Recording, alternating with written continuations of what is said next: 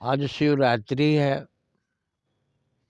शिव जी का पूजन अर्चन करते हैं, तो एक बार जानना चाहिए शिव जी है कौन।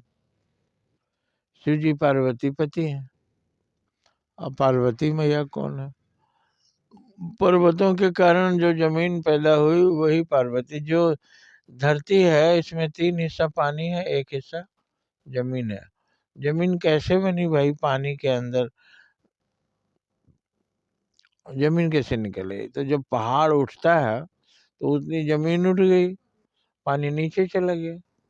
अभी भी 3 हिस्सा पानी है और 1 हिस्सा जो ऊपर उठा वो जमीन हो गया।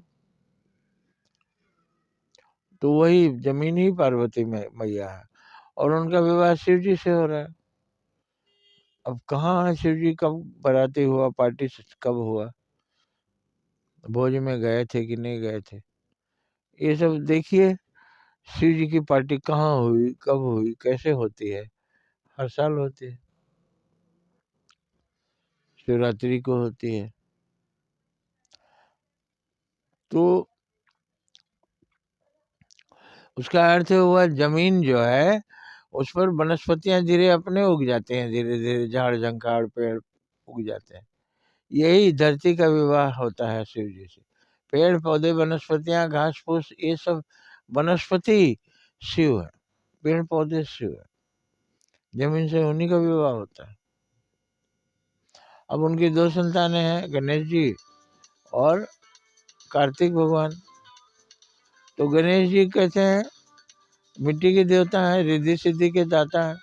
तो पेड़ पौधों से जो पत्ते गिरते हैं जमीन उपजाऊ हो जाती है, सर सर कर उसी जमीन में कुछ पेड़ पौधे लगते हैं, नीचे की मिट्टी उपजाऊ नहीं है।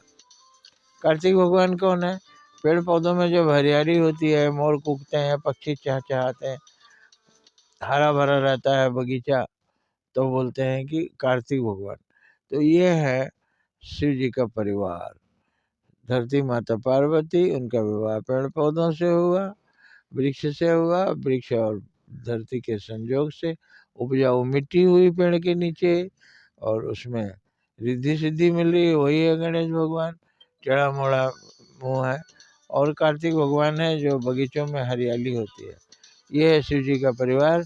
इन्हीं को पूजिए, इन्हीं से आप हैं, इन्हीं के कारण आप सुखी संपन्न होंगे, सारा संसार सुखी संपन्न होगा।